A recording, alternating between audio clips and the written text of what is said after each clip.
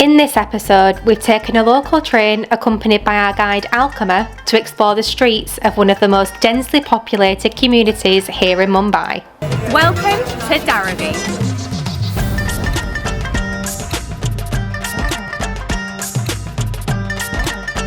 You may or may not have heard of Dharavi, but it's the world's third largest slum, part of which famously featured in the film Slumdog Millionaire.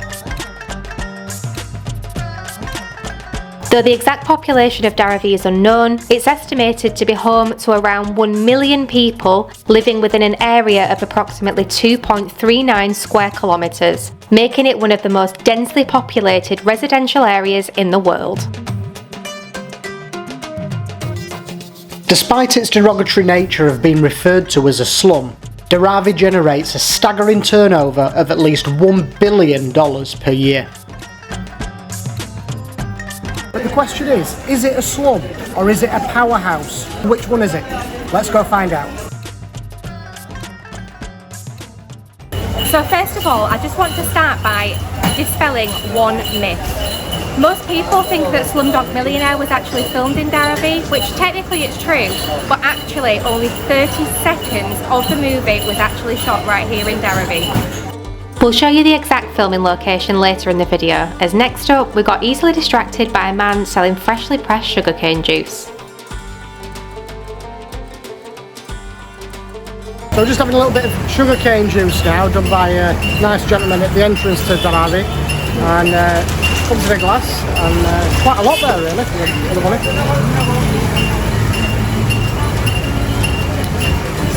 Wow, that's sweet. Well, I love sugarcane juice, so you've probably seen it on some of the vlogs that we've done. If you haven't, make sure you have a look at our other vlogs and like and subscribe while you're there.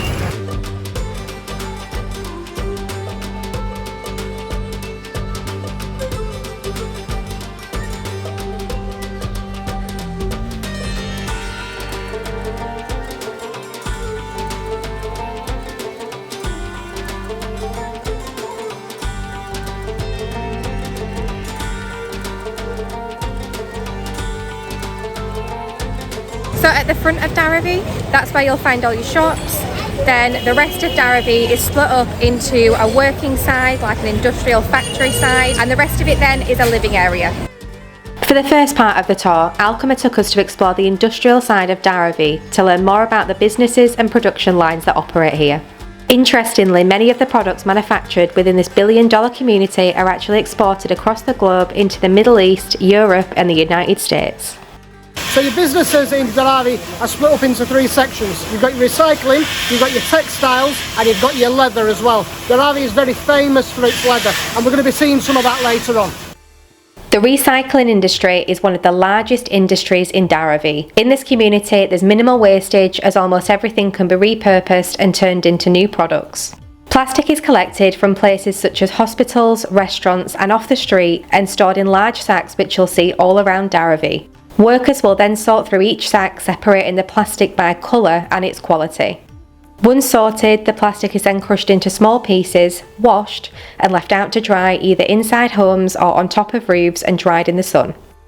The dried plastic is then shipped to other cities where it's melted down into small pellets which are then sold on to suppliers. The suppliers are then able to use the plastic pellets to make a range of over 60,000 items which include calculators, keyboards and buttons. But it isn't just plastic that's recycled here, it's also metal and cardboard. Any items that contain metal, including electricals and car parts, are broken down by component to recycle metals such as copper and aluminium. Cardboard is also collected and recycled to make brand new cardboard boxes, and even the leftover pieces are sent to a factory and ground into powder to make paper and magazines. Our next stop was to visit a soap production business, but John experienced a slight inconvenience on the way. A rat. Whatever. John's just a wimp. There's just a little baby rat down there, but he's just so frightened. He's such a wuss. Oh! Just two geese. Hello. No, there's no more rats, just two geese. Down here. No, there's nothing. Drama over, we arrived at the soap factory where Alkama gave us a brief but interesting overview of the soap making process. The ingredients of the soap are combined and heated to melt them down into a liquid. The liquid is then poured into large moulds, left to set for around 6 to 8 hours, and then sliced into small blocks. The bars of soap are then packaged and distributed to sell all over India. Next on the agenda, Alkama took us to visit some of the textile production lines. We first stopped to visit a business who dye clothes to order. All clothes start off white and the customer will pick their desired colour from the swatches available.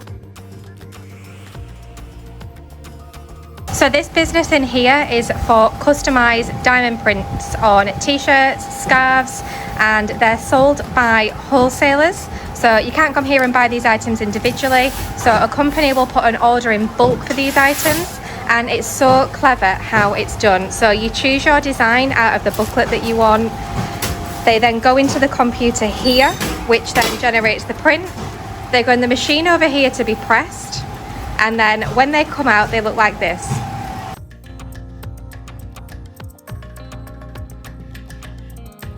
Very time-consuming work. On our tour, we also made stops to see laundry pressing, a clothes production line, and steel production, which was pretty eye-opening to see firsthand, as most workers don't have the luxury of adequate personal protective equipment, which makes their roles pretty dangerous, but I guess this is just the normal way of life in India. The next stop we found really mind-blowing, as we went to see how suitcases were actually manufactured. Now you'd expect suitcases to usually be made in big factories, but this small business constructs them completely from scratch using all of the individual components. I'll never look at a suitcase in the same way now when I am buying one. You take things for granted for how much effort goes into making an item. A suitcase is just one example of all the incredible things that are actually being made here. This really is a powerhouse. This gentleman is making raincoats for monsoon season. He's been in this job for 20 years and he's very good at what he does. So his shifts are between 8 and 12 hours per day, and in a day he will make between £5 to £7. Sadly, long hours and low pay are the harsh realities of life in India. Many of the residents rarely have days off, and it's quite common for their accommodation to be above their place of work.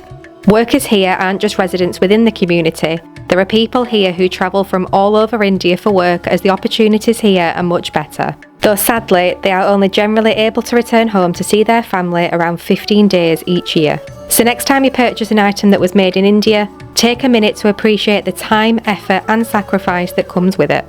Alkama also gave us some shocking insights into the basic utility standards within the community. Here we have a 24-hour electricity and 3-hour waters a day. Electricity is a private and water is a government.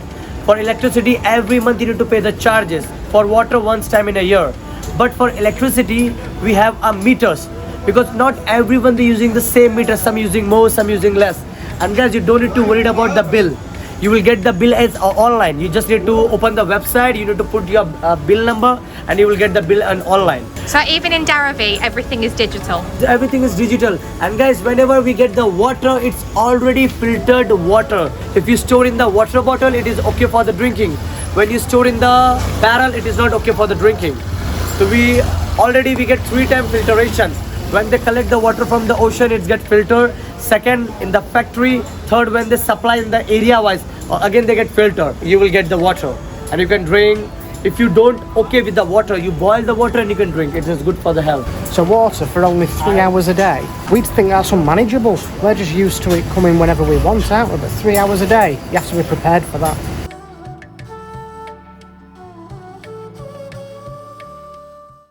This is Nuria Fatima. She's 8 years old. She has just sold us some water in the shop today. So she goes to school, but when her father is not here, she also helps run the shop. Thank you. Thank you for the water. So this street here was actually the only bit in Dharavi that was filmed in Slumdog Millionaire. It's where the 2 little boys are getting chased by the police officer and they run down here by the side of the river into the slum there. However, the only thing for me that is signifying this as a slum is probably the rubbish. But they're bringing all the rubbish from the city to recycle. So it's more of a working community than a slum, I feel. So more and more swaying towards the kind of powerhouse. Someone's got to do the job, and Dharavi seems to be doing it as well, and a great job they're doing.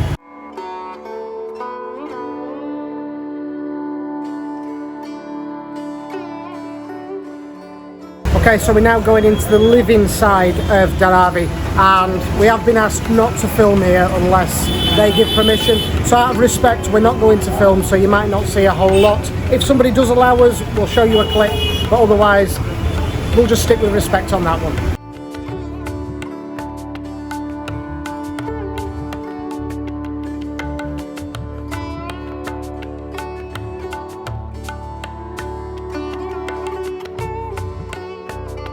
So I've just been walking through the living areas, and these tunnels are just very narrow. You can only get one person past at a time, and it's dark in there, there's no lights, and do you know that the people in there, they have nothing, but they're still smiling, and it just makes you appreciate everything that you've got at home.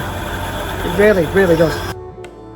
So we have now just entered the leather section, so we're going to take a look around here, and already the smell of leather is so strong in here. 3 types of leather: sheep, goats and buffalo.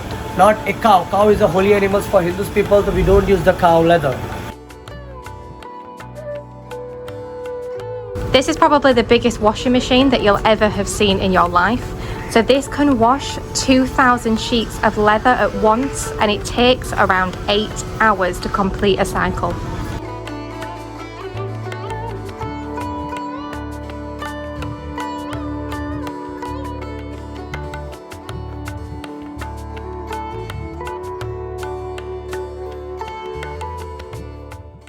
So Dharavi is a really popular brand of leather, and it's its own brand. It's a brand that you won't find in any market, so if you're wanting to do some shopping here and buy something genuine and authentic from Dharavi, then make sure you purchase something from this shop. Prices start at around 400 rupees for a purse or a wallet, and go all the way up to 7,000 rupees if you're looking for something more customised like a jacket. Okay, so John's worst nightmare, so I have just caved and I have just purchased a purse to remember my trip to Dharavi. So the starting price for these is 1,000 rupees.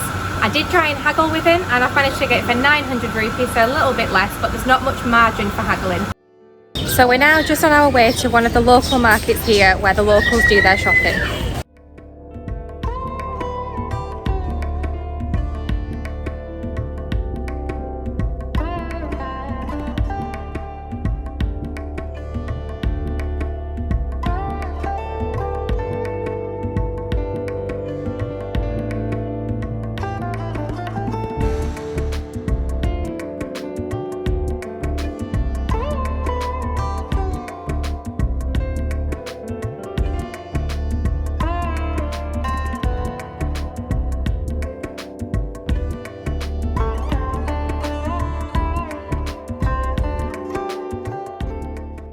Alkama was just explaining that you really don't need to leave this community.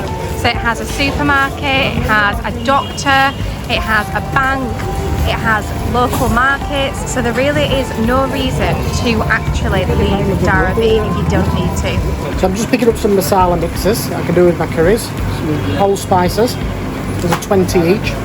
I've got some chilli powder as well, which is 74, so getting all stocked up for when I go back. This is just to add on to the huge amount that I've already taken back and that I've been given by friends.